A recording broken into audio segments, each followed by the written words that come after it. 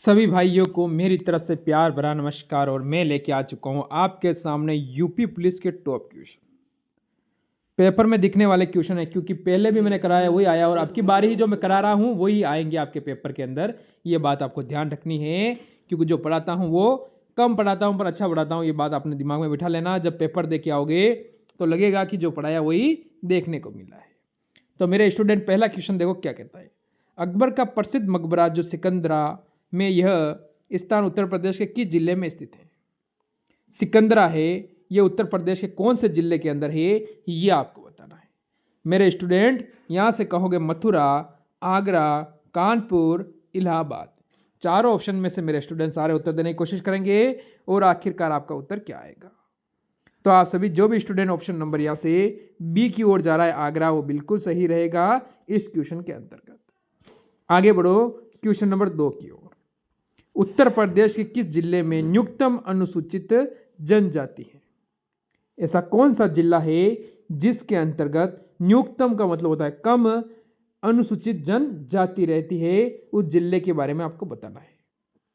बिजनौर, ललितपुर, गाजीपुर, चित्रकूट। अब बताओ मेरे स्टूडेंट, आपका उत्तर यहां से क्या रहेगा?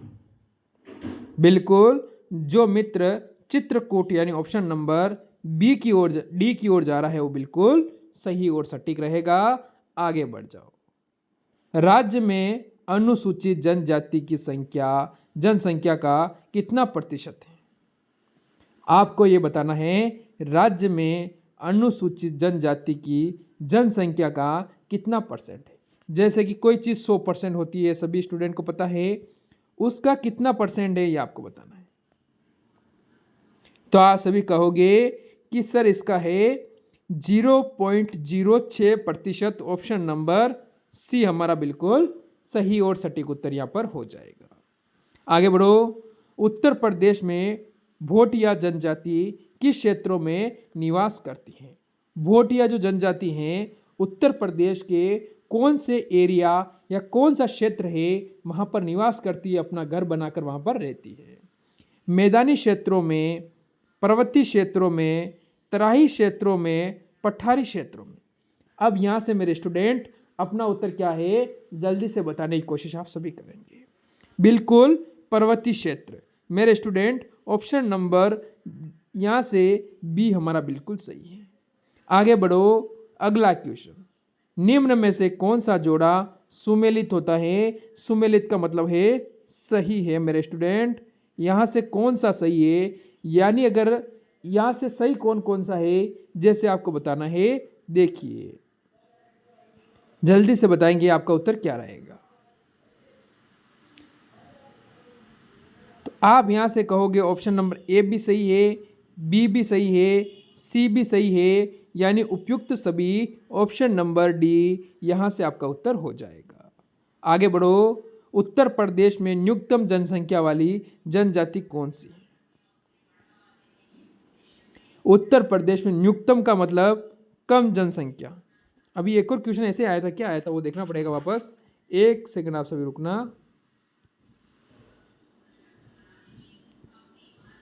अच्छा, कौन से जिले के बारे में पूछा था? ये पूछ रहा है न्यूनतम जनसंख्या वाली जाति पूछी है। खरवार, बुक्सा, वनरावत, थारू। यहां से मेरे स्टूडेंट हमारा उत्तर होगा वनरावत। ऑप्शन नंबर सी यहाँ से बिल्कुल सही है आपका। आगे बढ़ जाओ।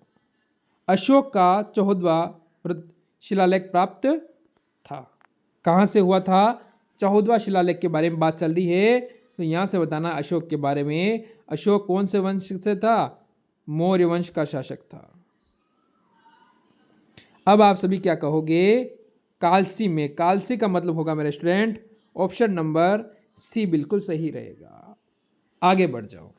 अगले क्वेश्चन का उत्तर देंगे। उत्तर प्रदेश में ताम्र पाषाण कालीन संस्कृति के साक्ष्य किन जिलों से प्राप्त हुए?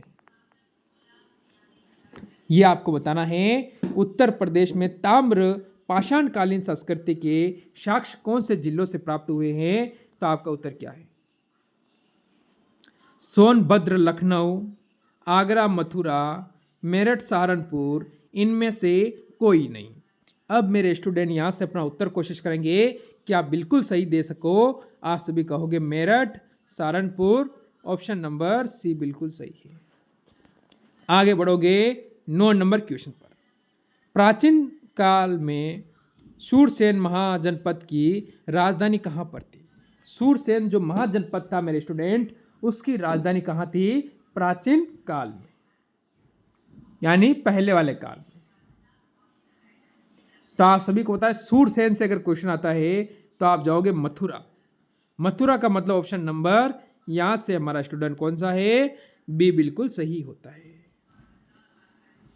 संगम नगरी, कुंभ नगरी, तीर्थराज उत्तर प्रदेश के किस नगर के उपनाम है? संगम नगरी, कुंभ नगरी, तीर्थराज, यानी तीर्थों का क्या है? राज्य, यानी वो बहुत सारे तीर्थ वहां पर होते हैं। संगम है वहां पर, कुंभ नगरी है, वो कौन सी है आपको बताना है। अयोध्या, प्रयागराज, इलाहाबाद, मथुरा, लखनऊ को तो हम यहां से काट ही दो, तो आप सभी कहोगे प्रयागराज। ऑप्शन नंबर इलाहाबाद भी इसे बोलते हैं मेरे स्टूडेंट, बी बिल्कुल सही रहेगा। बढ़ो अगले क्वेश्चन पर। निम्न में से किसका संबंध सही है, यानी इनमें से कौन से का एक संबंध है वो सही है, आपको बताना है। भोटिया क्या सही है? बुक्सा सही है, राजी सही है, थारू सही है। तो मेरे स्टूडेंट आप सभी कहोगे यहां से sir Buksa, Bijnor, option number अगर बी आप बता रहे हो तो जो स्टूडेंट बिल्कुल सभी सही रहेगा। बढ़ेंगे अगले क्वेश्चन पर। उत्तर प्रदेश के किस जिले में थारू जनजाति की सर्वाधिक जनसंख्या है? उत्तर प्रदेश का ऐसा कौन सा जिला है जहां पर थारू जो जनजाति है उसकी सर्वाधिक जनसंख्या है? अब हम क्या कहेंगे? मिर्जापुर, गोरखपुर, इलाहाबाद, देवरिया। मेरे स्टूडेंट यहां से सभी का उत्तर क्या रहेगा? हाँ, जो मित्र जो स्टूडेंट यहां से दे रहा है गोरखपुर, वो बिल्कुल सही है मेरे स्टूडेंट, आप सभी का उत्तर एकदम सही रहेगा। आगे बढ़ जाओ। राज्य में देवछठ का मेला कहाँ लगता है? राज्य का मतलब होगा उत्तर प्रदेश के अंदर। यहां से मैं पहले ही बता दूं, राज्य का मतलब हो रहा है यहां पर उत्तर प्रदेश में देवछठ का जो मेला है वो कहाँ लगता है। क्या होगा यहां से आपको बताना है। दाऊजी में, मथुरा के निकट। दाऊजी कहाँ है? मथुरा के निकट। यहां से ऑप्शन नंबर मेरे स्टूडेंट जो जा रहा है बी की ओर वो बिल्कुल सही है। बढ़ो अगले क्वेश्चन पर, और अगले क्वेश्चन का उत्तर आप सही देने की कोशिश करोगे तभी मजा आएगा। मैं आपको बता दूं, अगले क्वेश्चन का उत्तर सही दोगे तभी मजा आएगा। 1 मिनट, चलो आगे आपके सामने।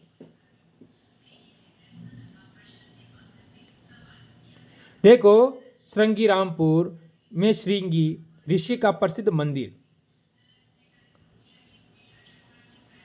ठीक है, ये मंदिर उत्तर प्रदेश में किस जिले में स्थित है? जैसे कि आपके सामने 4 ऑप्शन है, मथुरा, फरुखाबाद जिला, सहारनपुर या सीतापुर। यहां से बताना है मेरे स्टूडेंट, मेरे भाई, आपका उत्तर क्या है? Option A, B, C, D. Farrukhabad option number मेरे स्टूडेंट, ऑप्शन नंबर आप सभी का रहेगा कौन सा रहेगा? आप कहोगे सर बी बिल्कुल सही रहेगा। आगे बढ़ जाओ। गुप्त काल, ठीक है, गुप्तकालीन जो आपको पता है गुप्त काल की बात चल रही है। दशावतार मंदिर कहां पर प्राप्त हुआ था? यानी जो दशावतार मंदिर था वो कहां से प्राप्त हुआ है, उसके साक्ष्य कहां से मिलते हैं, उसके बारे में पूछ रहा है। कौशाम्बी, अयोध्या, मथुरा, देवगढ़। दशावतार वो कहां से मिलता है मेरे स्टूडेंट? मेरे बच्चे सभी बताएंगे यहां से सर देवगढ़। देवगढ़ का मतलब होता है ऑप्शन नंबर डी। आगे बढ़ो अगले क्वेश्चन पर। राज्य की जौनसारी जनजाति के लोग निम्न में से किसकी पूजा करते हैं? राज्य की जौनसारी जनजाति है उनके लोग किसकी पूजा करते हैं? महादेव, दुर्गा, इंद्रदेव, ब्रह्मा।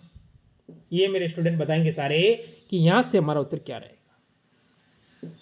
बिल्कुल बिल्कुल बिल्कुल बिल्कुल मेरे स्टूडेंट, जो भी स्टूडेंट जा रहा है यहां पर दुर्गा, दुर्गा का मतलब होता है ऑप्शन नंबर बी बिल्कुल सही रहेगा। आगे बढ़ जाओ। राज्य में पिस्सू, ठीक है, ध्यान रखना है, बढ़िया इंपॉर्टेंट क्वेश्चन बनेगा। पांचोई व दियाई उत्सव किस जनजाति के द्वारा मनाए जाते हैं?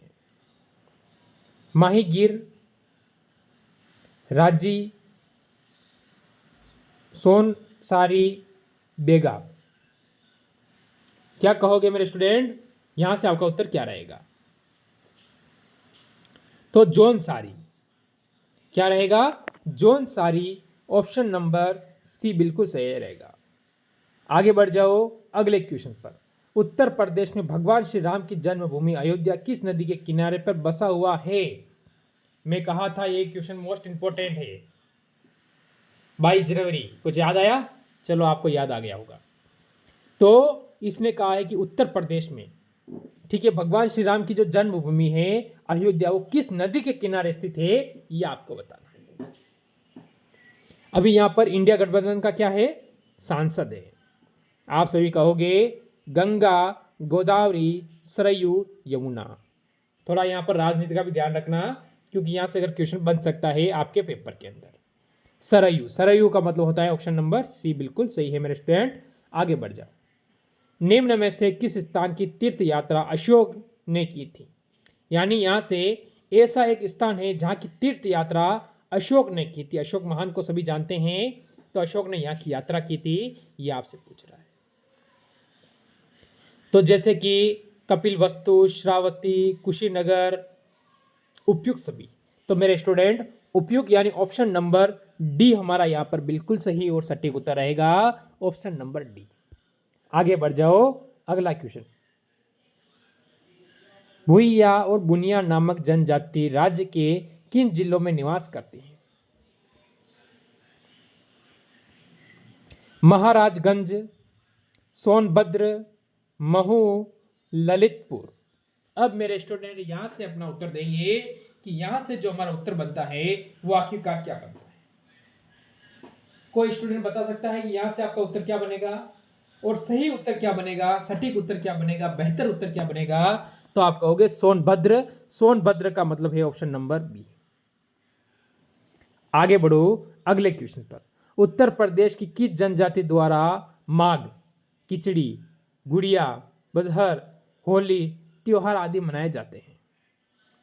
कौन सी जनजाति है? भोटिया, थारू, बुक्सा, राजी। बताओ मेरे स्टूडेंट, बताओ मेरे भाई, बताओ मेरे दोस्त, यहां से आपका उत्तर क्या है? मेरे सारे स्टूडेंट कहेंगे सर जी जो हमारा उत्तर है यहां से वो है थारू। थारू का मतलब होता है ऑप्शन नंबर बी। आगे बढ़ो अगले क्वेश्चन पर। प्राचीन काल में मथुरा किस महाजनपद की राजधानी था? मेरे स्टूडेंट सभी कहेंगे कि जो प्राचीन काल था उसमें मथुरा था, वो कौन से महाजनपद की राजधानी था? अभी ये क्वेश्चन मैंने आपको करवा दिया है। अब इस क्वेश्चन को उल्टा पूछ लिया, उस समय महाजनपद का नाम बताया था, अभी राजधानी आपको दे रखी है, तो आप कहोगे सूरसेन महाजनपद, ऑप्शन नंबर ए। किसी का गलत नहीं होना चाहिए क्योंकि मैं पहले करवा चुका हूं। आगे बढ़ो। जौनसारी जनजाति द्वारा किए जाने वाला नृत्य। जौनसारी जनजाति द्वारा किया जाने वाला नृत्य आखिरकार कौन सा है, ये हमको बताना है। आखिरकार ये जनजाति कौन सा नृत्य करती है, कौन सा डांस करती है? गुमसू, जेला, रासो, उपयुक्त सभी। तो मेरे स्टूडेंट ऑप्शन नंबर डी उपयुक्त सभी बिल्कुल सही है आपका। आगे बढ़ जाओ। जो सारी जनजाति द्वारा किया जाने वाला नृत्य, ये तो मैंने अभी करवा दिया उपयुक्त सभी। क्या डबल आ गया क्वेश्चन? क्या नहीं, अच्छा डबल टाइपिंग हो गया, कोई बात नहीं। आगे बढ़ो अगला क्वेश्चन, और आज का लास्ट क्वेश्चन रहेगा। राज्य की किस जनजाति का निवास स्थान बिजनौर जिला है? अभी इसके सामने आगे 75-100 क्वेश्चन और है, टेंशन मत लेना। जो 2 दिन या 2 या 3 दिन की क्लासों में पूरे हो जाएंगे। ये क्वेश्चन क्लियर कर लेना आप, कम से कम आप 6 क्वेश्चन क्लियर कर चुके होगे। ये 100 क्वेश्चन क्लियर कर लेना, पेपर में 6 क्वेश्चन क्लियर है। माहीगीर, थारू, बेगा, खरवार। मेरे स्टूडेंट ऑप्शन नंबर डी बिल्कुल सही है, माहीगीर। तो ये थे आज के टॉप क्वेश्चन। जरूर कमेंट करेंगे मेरे सारे स्टूडेंट आप सभी के कितने सही हुए हैं, और अच्छे लगे तो क्लास को एक बार लाइक शेयर करना। मिलते हैं कल इसी समय एक और बेहतर क्लास के साथ। सभी स्टूडेंट को मेरी तरफ से जय हिंद जय भारत।